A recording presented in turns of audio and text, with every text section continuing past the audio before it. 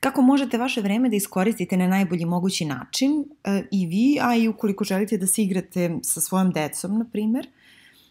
Ovde imate interaktivne vežbe koje su spakovane po nivoima, odnosno po udžbenicima.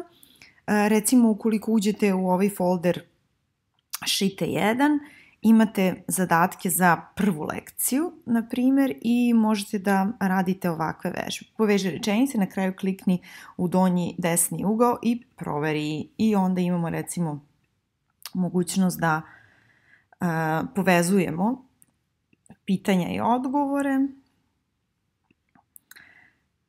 Ako nešto nije dobro, kliknemo ovde pa pokušavamo da uradimo ponovo. Znači, po takvom principu funkcionišu sve vežbe. Imate najrazličitije vrste vežbi. Naprimjer, ovo je vežba za prezent. Znači, prvo kliknete ovde da li je ich, du ili sie. Ako kliknete na ich, imate ich bin, höre i tako dalje.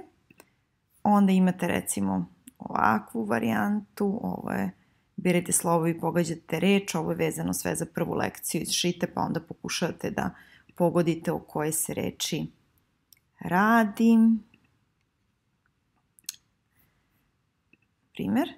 Dakle, imate ovaj link. Ja ću vam taj link iskopirati i postavit ću ga ovde zapravo na svim društvenim mrežama, a onda možete da birate koji udžbenik želite i možete da vežbate zajedno sa nama nemački.